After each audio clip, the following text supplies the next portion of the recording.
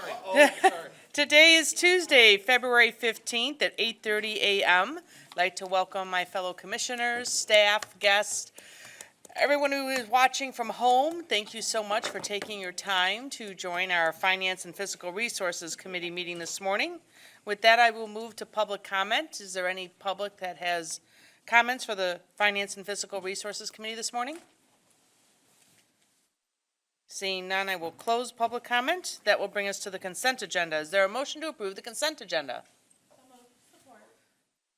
Moved by Commissioner Bolter, support by Commissioner Sparks. We'll take questions, comments, discussion on the consent agenda. Okay, seeing none, all those in favor, please say aye. Aye. Opposed, same sign. That motion passes.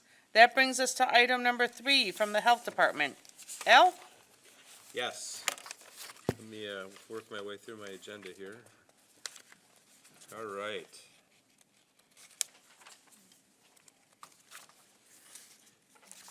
Okay. Okay, I'm all fumble-fingered. I haven't done paper in a long time, okay? I was gonna say something, but I decided I better not. Okay. We'll save trees in the future. Okay, action requested. Recommend to the Board of Commissioners to appropriate $20,000 from NACCHO, the 2021-22 Health Fund budget, and authorize the board chair or his designee to execute the grant agreement, approve extensions, amendments, and increases to the grant appropriation not to exceed 15% of the original award. The Health Department has been awarded $20,000 in funding from NACCHO to evaluate a Health in All Policies initiative as part of the lead prevention program and activities. NACCHO's HIAP work is designed to increase awareness among decision makers and other stakeholders about the health implications of policies and to build the capacity of local health departments to engage in cross-sector work to achieve common goals and innovatively tackle complex problems such as health inequities and disparities and exposures to environmental toxicants. Working with community members, organizations, and leaders to develop and administer an assessment around lead and health equity within Kent County is the primary focus of the grant. The assessment will seek responses on community awareness of the hazards of lead exposure, risks, and community resources to address lead. The results of the assessment will be used to locate and target potential gaps in education and identify underrepresented communities through direct community engagement. The Health Department seeks to establish better channels of communication in the community, develop baseline community knowledge data, and close the gap on health literacy inequities that contribute to the disproportionate rate of childhood lead poisoning on low-income children in Kent County. The funding will be used to support the costs of existing Health Department staff, to oversee the program, contractual services with community partners, supplies, promotions, and overhead costs. The award period is January 1, 2022 to July 31, 2022. Corporate Counsel will review and approve all documents as to form prior to signature. Thank you. Is there a motion to approve? So moved. Moved by Commissioner Bolkowski, support by Commissioner Whitten, and we'll take questions, comments, and discussion. Yes, Commissioner Antor. Thank you, Chair. It's nice that we're getting this money, but I keep going back to the fact that we keep educating. And not seeing a whole lot of remediation in any of this, and I'd rather see this money go to where we're actually extracting lead from these homes. I mean, I don't think anybody at this point doesn't understand the lead issues. I mean, we've been talking about it ad nauseum for years and years. And all the money that we get continues to go towards things other than actual remediation efforts. And it's kind of like saying the sky is blue. We know that. We know we have lead problems. Why can't we divert or spend on something that's more proactive? Would be my only concern with this. Commissioner, go on, come on up, Gail, but let me just mention, so I've been on the Lead Commission for 4 years now, and I can say that there will be plenty of money for all phases. And it's different because you hear it all the time as a county commissioner. When I first got on the Lead Commission, I started going with some of the health nurses on visits to homes where they work with families. And I can tell you that a lot of the families really have no idea that actually get the services. Yeah, well, but again, I've been hearing this for years and years. We spent a lot of money on education. If people still don't know, then we're... I think, though, it's not an either or, it's a both and. I trust you, Al. I'm just, It's, no, I hear you. It's, you Fun to hear do it all the something. time for years and years and years, but there's a lot of people out there and a lot of homes, and some of the homes, you know, we work with just aren't plugged into that. so this 20,000 then, I mean, this is gonna be used to further educate. And I'm thinking a year from now, we're gonna be hearing the same thing. We got more money to educate, but we're not removing. I hope you're right. I'm just bringing it up just because it seems like we've been beating this drum for a long time. Carol, do you want to make a comment? This funding it's relatively small amount of funding. It's not going to be doing anything for remediation. But as Al said, there are a lot of people out there that aren't aware that they potentially are living in a home that is, you know, might have lead hazards in it.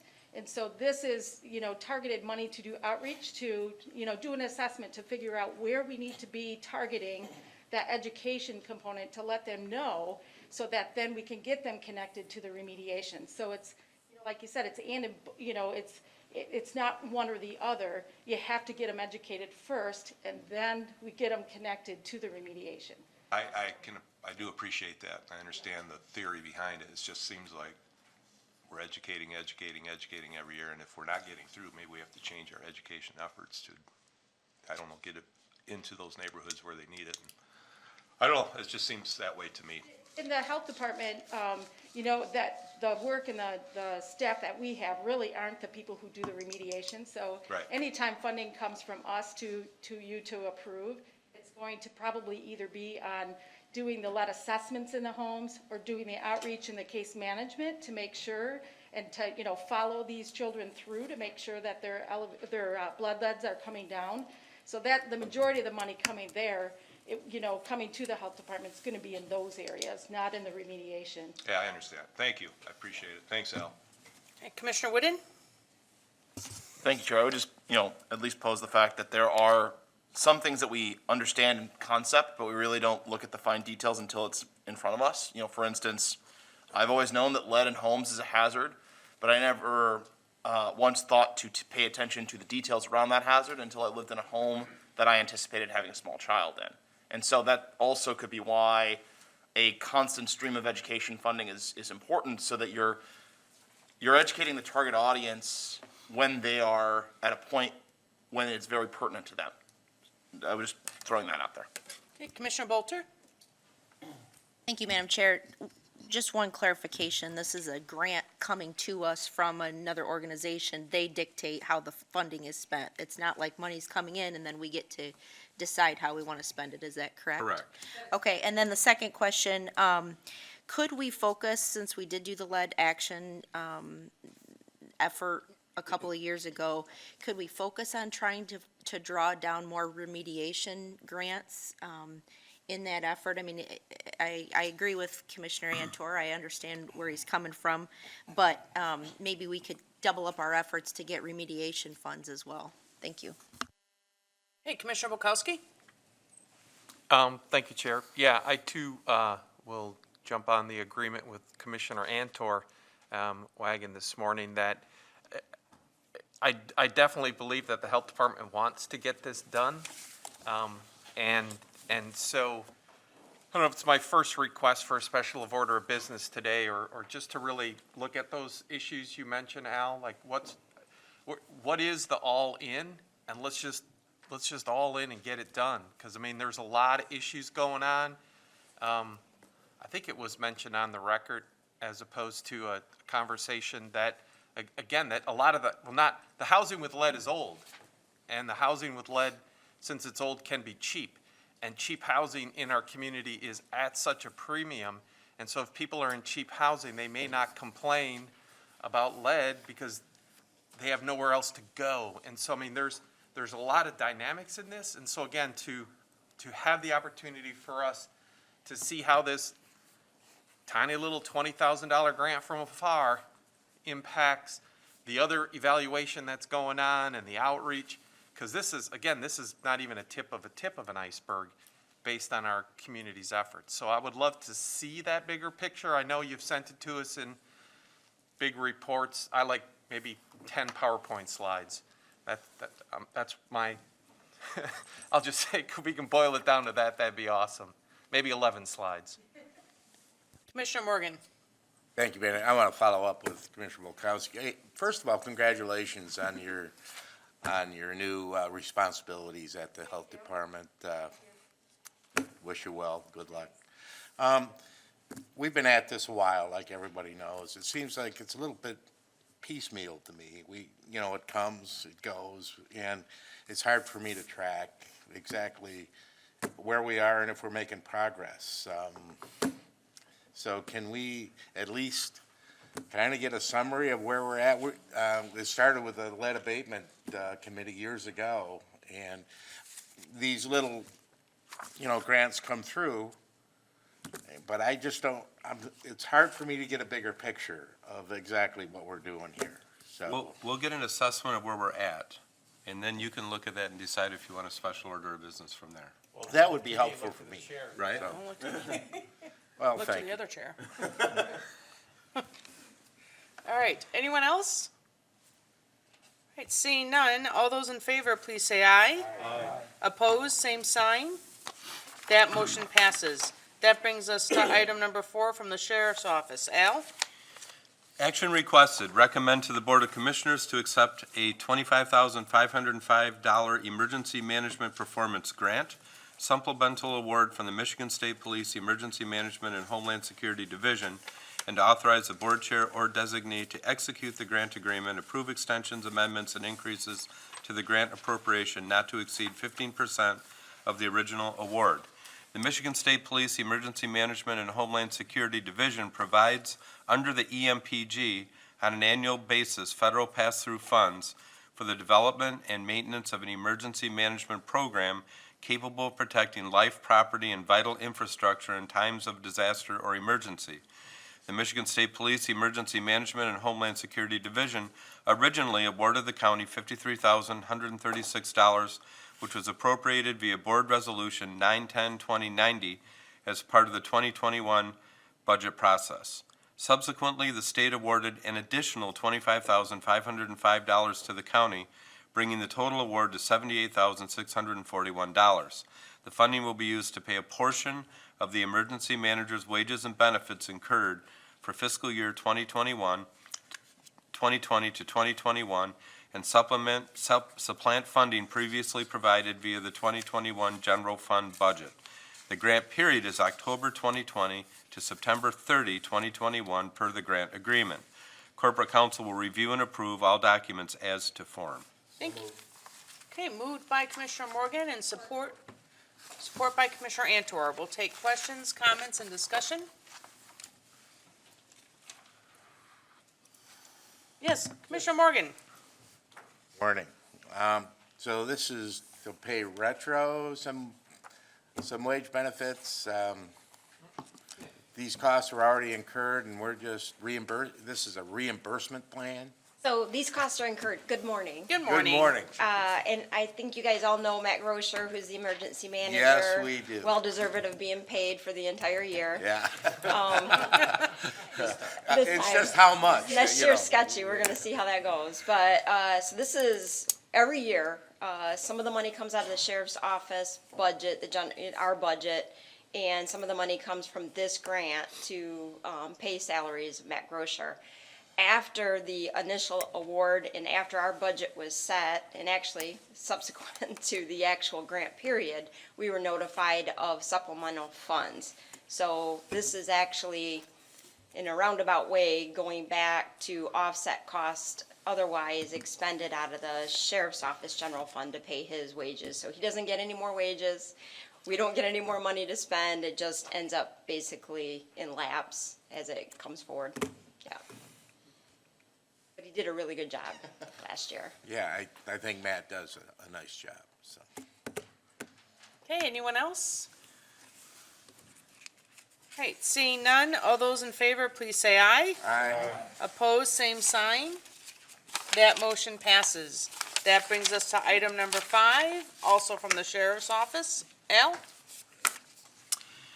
Action requested, recommend to the Board of Commissioners to accept grant funding for the United States Department of Justice Office for Victims of Crime, FY 2021, to form an enhanced collaborative model task force to combat human trafficking, appropriate $800,000 to the 2021-22 Sheriff's Special Project Fund budget, and to authorize the board chair or designee to execute the grant agreement, approve extensions, amendments, and increases to the grant appropriation not to exceed 15% of the total award.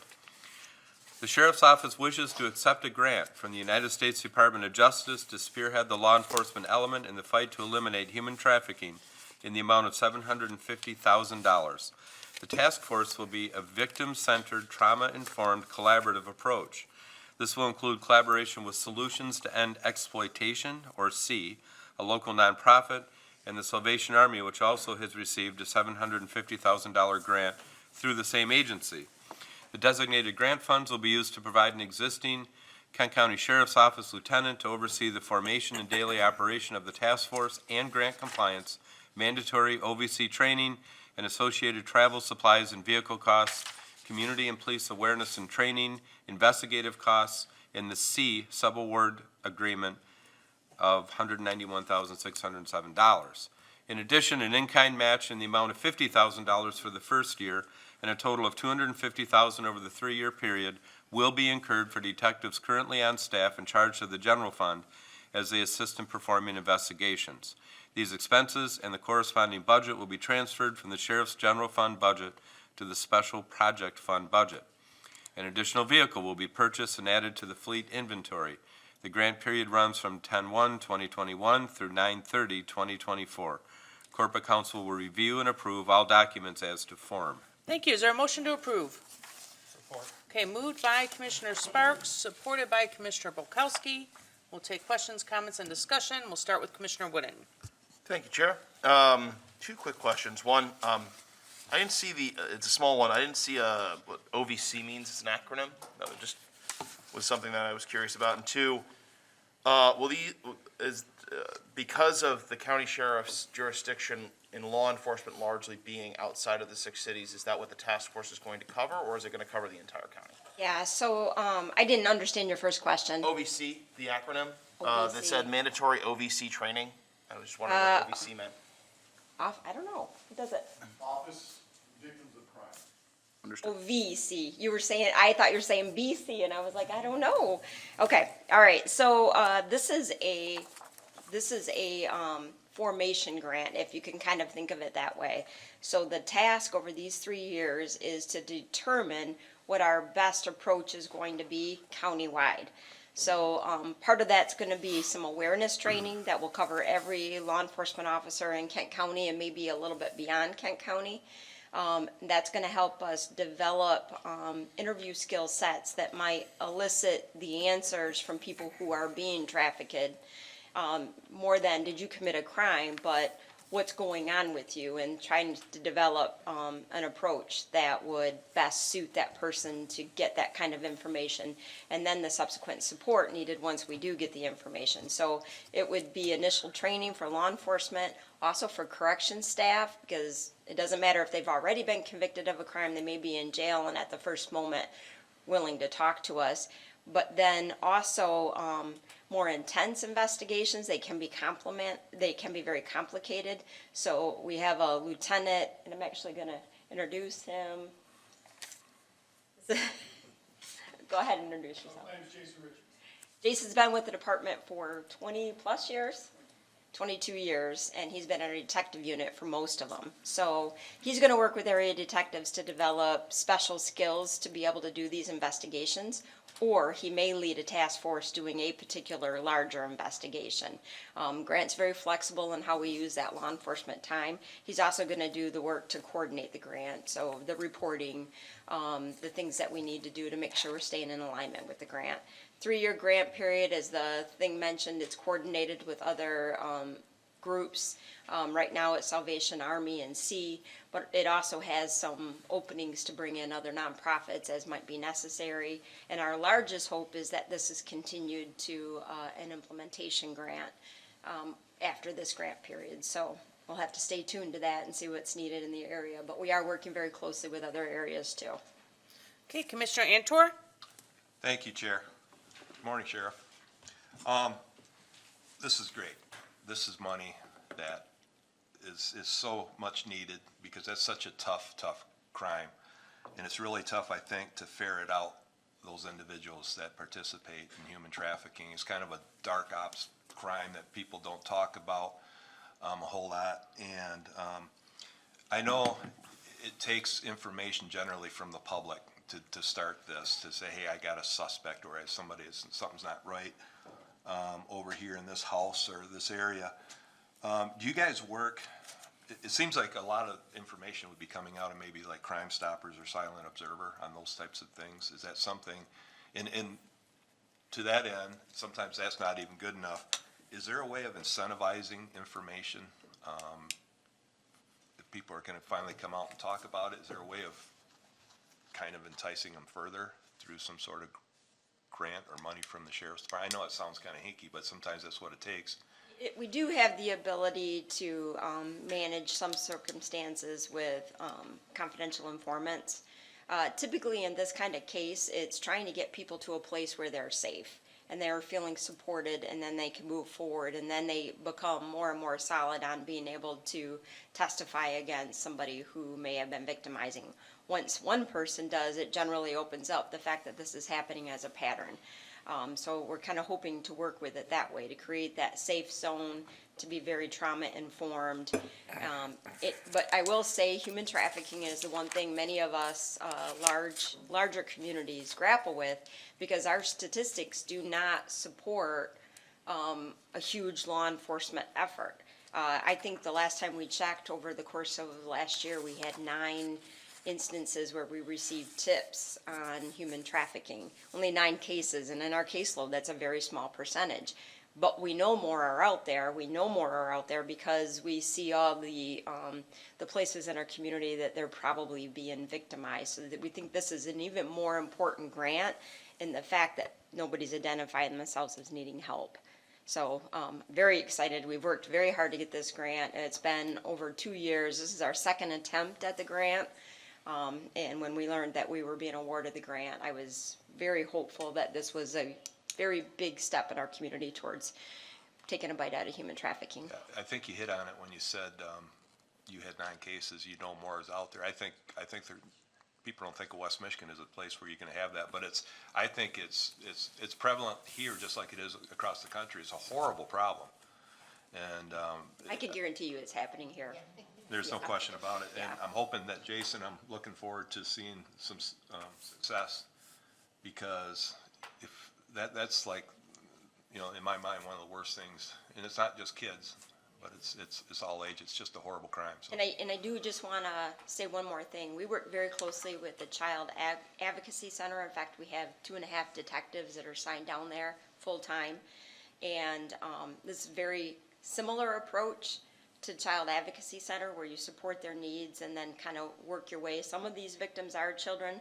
This focus will be probably more adult focus than children focus, but we will channel children that might become victims with the CAC. So you're going to hear more about that partnership. It already exists. We are full partners at CAC. I think a lot of these adults that are being trafficked, they have kids in some situations, which makes it even that much more egregious. I think I had one more question for you. Let me see. Well, maybe that was it. But yeah, I'm really hopeful that this grant's going to help expose the problems so we can stay on it and you know, continue to work really hard, that you can show some success, because I think it's something everybody can rally behind. So thank you. Commissioner Bukowski? Thank you, Chair. Yeah, this is my second request for a special order of business when you're ready. Again, to really put a better spotlight on this issue. Absolutely, it's out there, and as a community, I mean, as the supporting material said, you know, this is likely the second largest area of organized crime after narcotics, and we just don't talk about it for whatever reason. We talk a lot about drugs.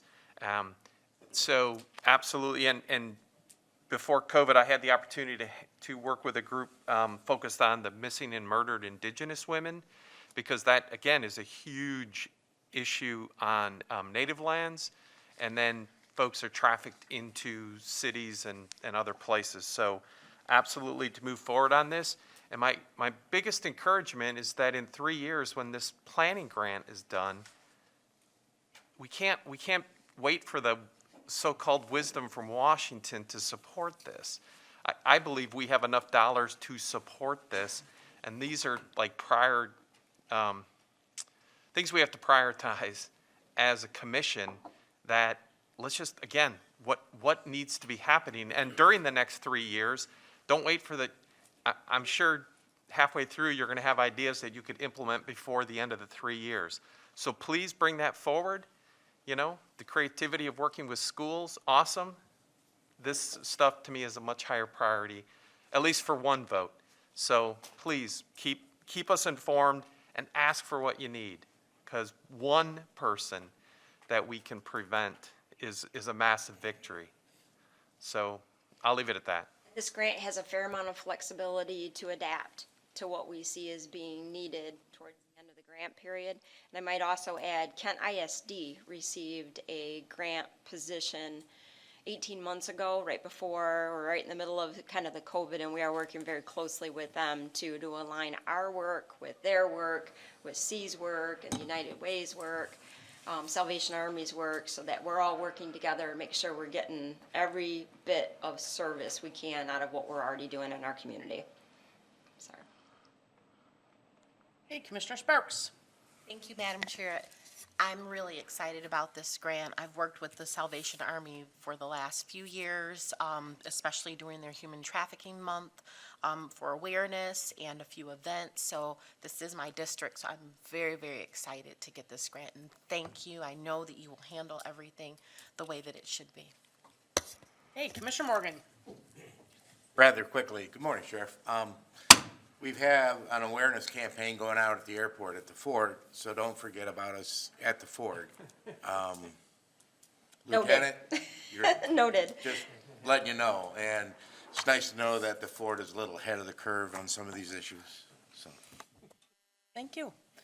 Commissioner Green. Thank you, Chair. Sheriff, thanks for being here. I'm excited about this initiative. Interestingly, I ran into a friend of mine from college who I haven't seen in a long time. We were catching up over the weekend, and he's working with C. So it was fortuitous that this came up for us today. One of the questions I had, I know there are these existing awareness campaigns and that sort of thing, but one of the things he mentioned to me is we talked about folks don't really realize this happens even in Michigan, but let alone in West Michigan. He said it's a huge issue and people think everything is Taken, the Liam Neeson movie, and it's not, and it's not what it really looks like in the real world. And so I guess my question is, what can we do as commissioners to help with awareness, or just to direct people, just everyday members of our community to engage or to be aware of things, and what can we do from our perspective there? So, two things really. One, we don't know about things that aren't reported to us. I mean, we don't go out and generally do a lot of effort to try to drum up information regarding crime. This one might be a little bit different in that we are really going to try to mine the information off people who have reported crimes or become involved with officers. But if community members really see something that doesn't seem right, to report it would be a big step. And so that's the thing every one of us can do. Communities keep communities safe.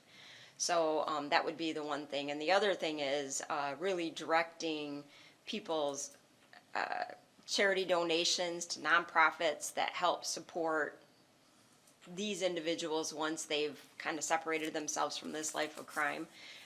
That's a heavy lift. It's a long road after somebody has been separated, and they're going to need support for quite a while, a lot of counseling, and even just the basics of some place to live. Because very often somebody who's been trafficked has been taken out of their own element, transplanted to a place they know nobody. That's kind of the point of it. Right. So those would be the two things that come to the top of my head. But as we get further down this path, and I expect to get further down the path relatively quick, and we're probably going to be 7 or 8, 9 months away from really wanting to do any kind of special order of business. But I think having that conversation about what's going on at that point and how we're going to approach it would be really effective, and we'll probably have more ways that we can help out and augment those services. And there are other law enforcement entities in Kent County that also have a foot in this, and they're going to be doing something on human trafficking. So being able to inventory that, coordinate it, and then also present that to you too, so you know in your own districts who's doing what and how we can help. Great, that's excellent. Thank you, and thank you, Lieutenant. Best of luck to you guys. Appreciate it. Commissioner Bolter? Thank you, Madam Chair. Just real quick, it is a huge issue. It's in my district, right off of 28th and the highway there. And people don't think that in Forest Hills area. So really want to bring awareness to that with our comments today and what you're doing. But you've been doing this, just because we're getting this grant, it's not like the first look at this issue. So I just want to highlight the fact that, you know, our sheriff's department has been doing this work. They've worked tirelessly on it. This grant is going to be able to enhance some things, but you guys have been working on this, correct? I mean, this is an issue that you work on already, correct? Yeah, so if a case gets reported to us, we work very hard at coordinating the investigation and the services. And I think the big difference with this will be the education component, the trauma-informed approach for the officer who's taken the original report, trying to elicit the information out of them. That's where entities really see a big change in the way that it's being reported. Working with our corrections staff to develop the rapport and then get the information out of people who are incarcerated. So I think those two things are going to be big things that you'll see. And then the community education piece, how to look for somebody who might be being victimized of human trafficking. And it could be not criminal activity, it might be employment type activity. That's one of the things that many entities see when they start to look a little deeper. And again, we're not going to investigate all those crimes. We're going to work with entities that are supposed to investigate all those crimes and do our best to coordinate it. But part of this grant is that in-kind services that you see as part of the action request, $50,000 for this year and $250 total over the 3-year period. Those are detectives' time that we're getting credit for things that we're already doing for this grant. So it's not really moving money around, it's naming it what it is. We've already got a big footprint in this, which is why we were able to get the grant. Thanks for all your work. Yep. Hey, so round 2, Commissioner Antor. Thank you, sorry, Sheriff, but I just remember, and you kind of alluded to it, so normally you work with the prosecutor's office after the fact. Will they be involved in some of this? They've got a lot of resources.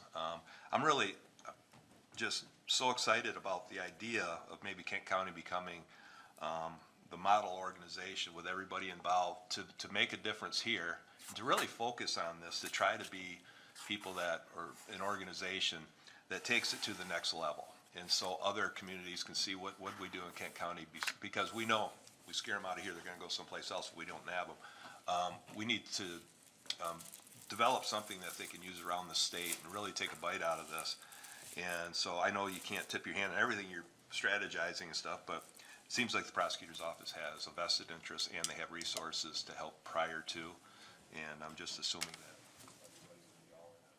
You know, I would say if I could point to a hallmark for law enforcement in Kent County and West Michigan in general, it's coordinated responses and working together. We work closely with the prosecutor's office literally on every case, and they collaborate and redirect in some cases. That's not just Kent County, Ottawa County. We've already worked with Ottawa County on this particular project.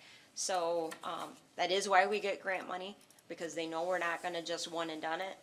And we're gonna bring to bear all the resources that we have. But that coordinated effort, I think, will be a big change in this particular niche, when we work together to see the signs together and then put expertise on the cases that need it.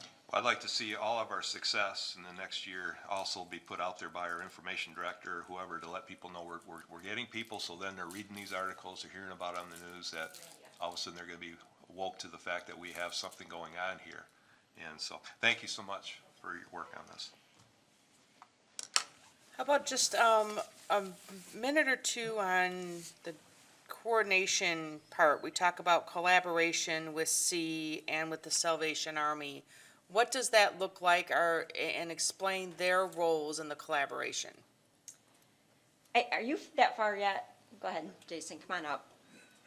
this is still being accepted at every organization, so some of that is still being put together, but In theory, Good morning. So we have. could you talk into the microphone, because then they can't hear you? Thanks. Yeah, so we currently meet biweekly with our other core partners, which is Salvation Army and C. We're the law enforcement, as the sheriff explained, we're the law enforcement entity of this. We have Salvation Army be the victim service expert, if you will, and then C is the coordinating agency that's going to oversee and help us coordinate efforts between law enforcement and victim services. The goal is to build the trust in the victims and make this a victim-centered approach. So if we can work with those three partners, we can handle law enforcement investigation and we do it well. We're going to lean heavily on Salvation Army to do theirs, and then C will coordinate and oversee and also work towards victim services as well. So, I mean, rubber meets the road, a victim comes to the sheriff's office to do a report, then, like the sheriff was saying, where does that victim then go? Is it, they go to Salvation Army and stay there, or they go to C and C helps them find a place to stay? That's the answers I don't have for you today. Okay. That's what we're still working on. We're still building those. They have the answers, I just don't have them for you today. There are safe houses out there, there are in-home safe houses, but there's also in-home services that they provide for victims. I just don't have the details of that yet. we're not gonna share those details with you when we have them. And that's fine. So so C, their component is coordination. Okay, Ours is the law enforcement, Salvation Army is the support, human services support, so C will find who they need to find to meet the needs of that particular person. So if it's counseling, if it's a residential program, if it's supplemental housing allowance, if it's transportation back to a home community, that's what C's portion of the grant is for. And I will note, human trafficking is a little bit different. Every other crime we investigate is very criminal justice centric. They come to us, we have something that happens, we do a report, but this is different in that they may self-report to a different organization for the services, and then backward become to realize that they've been involved in a criminal enterprise for human trafficking. So then we become aware of it later. We may very well be on the tail end of this information cycle. So we have to be flexible to be able to deal with wherever we end up jumping in. so when I read this 750,000 grant through the same agency, is that split between Salvation Army and C? They have a Salvation Army has a $750,000 grant. We have a $750,000 grant, and both of us are carving, I want to say it's $192,000 out of our grants for C. Okay, And that's the way they were submitted. anyone else? Thank you very much. Okay, all those in favor, please say aye. Aye. Opposed, same sign. That motion passes. That brings us to item 6, also from the sheriff's office. Al? Action requested, recommend to the Board of Commissioners to accept a Kent County Traffic Enforcement Grant from the Michigan State Police Office of Highway Safety Planning, appropriate $41,387 to the FY 2021-22 Sheriff Special Project Fund budget, and authorize the board chair or designee to execute the grant agreement, approve extensions, amendments, and increases to the grant appropriation not to exceed 15% of the original award. The Michigan State Police Office of Highway Safety Planning, OHSP, has approved $41,387 in federal funds for the Highway Safety Project Kent County Traffic Enforcement Grant to reduce fatal and serious injury from the increased impaired driving enforcement and, to a lesser extent, seatbelt and speed enforcement. Funding is contingent upon the availability of U.S. Department of Transportation highway safety funds. The grant funds will be used to fund overtime and benefits for road patrol officers. The grant period is October 1, 2021 to September 30, 2022. Corporate Counsel will review and approve all documents as to form. Thank you. Is there a motion to approve? So moved. Support. Moved by Commissioner Green, support by Commissioner Morgan. We'll take questions, comments, and discussion, and we'll start with Commissioner Antor. I'm so sorry. You don't have to be sorry. Sorry, Sheriff. All right. Introducing the designated hitter. Good morning. Morning, Chuck. Hey, one quick question. I think I may have asked this several years ago when it comes to processing a drunk driver. A lot of times it used to take forever to process. take you out of service for 3 hours or so. Is that still the case, or is it quicker now to process somebody? Is there somebody to fill that gap when they're working through all the paperwork? No, it's about the same. So what is nice is that obviously we have the data masters that are at the jail that our staff, other entities are able to use when we are taking a breath sample from an individual. In those cases where it's a blood draw, we do utilize our in-house nursing staff once the search warrant is secured. And that does speed up the process, so we're able to utilize that staff in lieu of having to take the individual to a hospital setting where we are now in the lobby with everyone else waiting for our turn, if you will. So in that sense, we are a little bit quicker. But in general, I would say processing is probably a little bit slower because we are seeing an increase in drug impaired driving, which instead of just a breath sample, which is that much easier, those are longer because now you're having to take the blood from an individual. So We all kind of knew that was going to be an issue with the drug impaired, because we knew it was going to take a lot longer, different science and so forth. I was just wondering if there's any chance in the future, because the only downside, and I'm all about this too, we need to keep these people off the roads, and boy, what great strides we've made with Mothers Against Drunk Driving and all the awareness and so forth. Is it possible in the future to have like a designated person that processes these people as opposed to the arresting officer? Is that something that would be doable? Because a lot of the stuff is just kind of going through the different motions. Is it necessary to have that officer, once he makes his initial stop and does the PBT, I guess, could we hand it off to somebody to keep him on the road? You know, historically, the jail at one time did do that for us. We would bring an individual in, but even then, the arresting officer has to stay in order to continue and process that individual. And so we've streamlined it a bit, and once we had our data masters, which we now have 2 at the jail, that does help.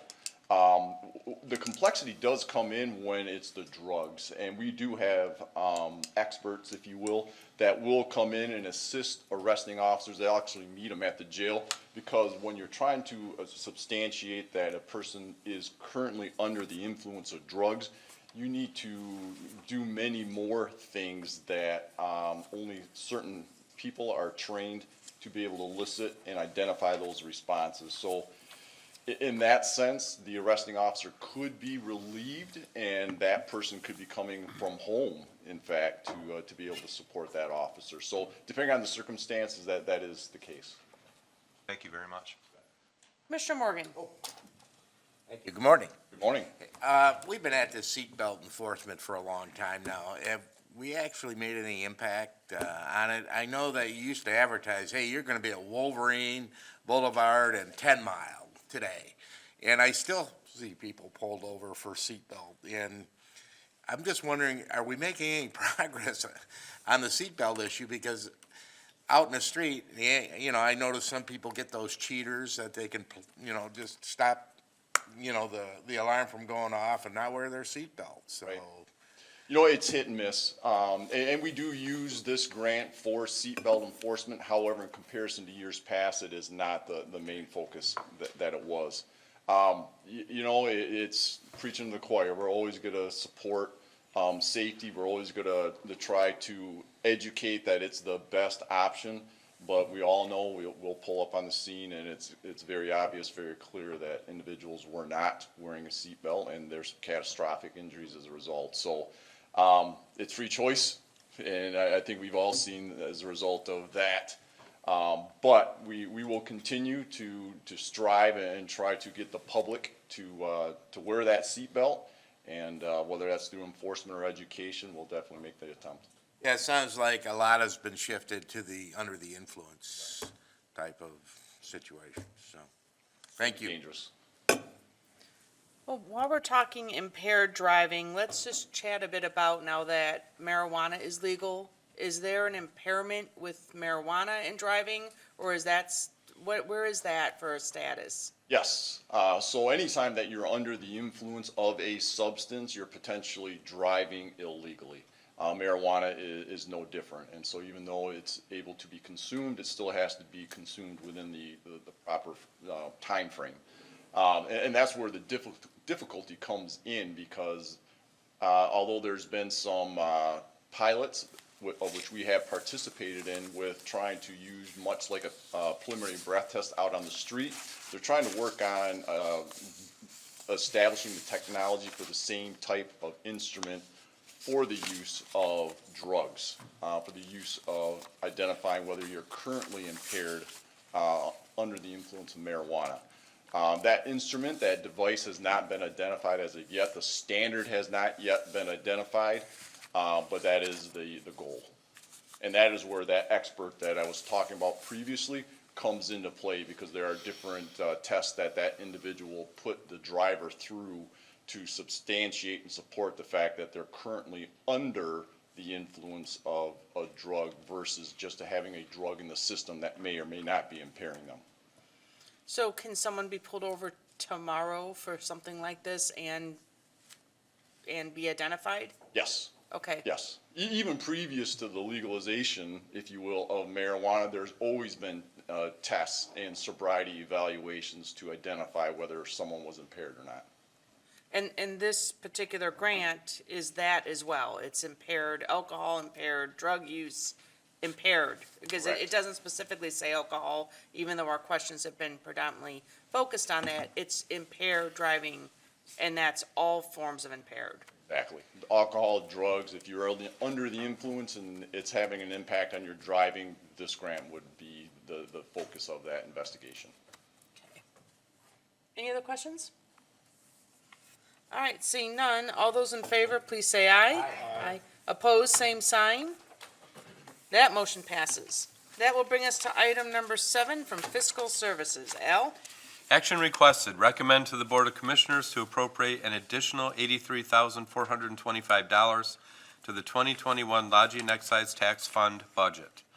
The county levies a lodging tax in the amount of 5% on hotel motel facilities in Kent County as provided in PA 263 of 1974. Per the agreement with Experience Grand Rapids, the county will distribute 17.75% of 2021 lodging tax revenue to Experience Grand Rapids. For 2021, the county budget estimated lodging tax receipts of $8,500,000 and appropriated $1,508,750 for distribution to Experience Grand Rapids. At this time, the 2021 lodging tax receipts are estimated to generate $8,970,000, with $1,592,175 to be distributed to Experience Grand Rapids. Because of the increased lodging tax revenue, an additional appropriation of $83,425 is required for distribution to Experience Grand Rapids. Thanks. Is there a motion to approve? Moved by Commissioner Bukowski, supported by Commissioner Morgan, and we'll take questions, comments, and discussion. We'll start with Commissioner Bukowski. First, yeah, it's good to have this good news, because at least on my time on the commission, what is page 39 of the budget book gets the most attention, joy, wailing and gnashing of teeth, as it relates to the bonds for that building across the street and how we purchased bonds that weren't callable. But that's a whole different story that I won't whine about today. But back on September 15th, when we got the budget book, it only estimated $7.3 million of revenue. And so it's awesome to see this go up to 8.9, almost $9 million. So does this just, on the good side of it for us, we anticipated $1 million transfer from the general fund plus a $750,000 loss, decline in fund balance. So does all this just go to that fund balance and lack of general fund transfer into this special fund? And maybe the shorter answer is, when do you balance this page out and show us the actual for 2021? Hi, Jeff. Good morning, Commissioners. So, yeah, it is good news. I'll agree with you on that. So what we're anticipating for 2021 is that we would not need to transfer that $1 million that was budgeted, so that is good news. So the outstanding balance will be roughly $10 million to the general fund. And then on next year's budget pages, we'll show the actuals from previous years, and so you'll see all that going forward. But then, like, to say this, we don't get this updated page until you do next year's budget book, or do you make a presentation sometime this spring? I'm just trying to remember when we get this. Typically during next year's budget process. All If right. you'd like one earlier, we can do No, that. no, I mean, no, it's all good, especially because it's good news. Good news can wait. Hey, Commissioner Morgan? Thank you. Hey, good morning, Dode. So this is just from that formula that we've established years ago on which was a great formula, by the way, for funding for, the Experience Grand Rapids. In 2020, they had a horrible year. Is there anything is there any other funds that may be available to offset some of this? I mean, can we use some of the CARE money, or did you have any communication with Experience Grand Rapids on that? We did earlier on it. I think they did put a request in to restore some of those funds using either the CARES and or the American Rescue Plan funding. It's not been determined if we're gonna do that at this point, but they did obviously lose some revenues last year, especially in 2020. So you're communicating with them? I haven't heard from them in a while. Okay. I'm not sure if they've contacted Al recently or not. Not on this topic, but I can Okay, I'm certainly just want to keep that door open, so. I've heard from them on this topic. They'd like to talk to you. All right, here we go. I would think they'd be eligible in an impacted industry, potentially. Well, it's And- just a potential out there, And we have given them Yeah, they did. funding yeah. out of, Right. yes. Yes.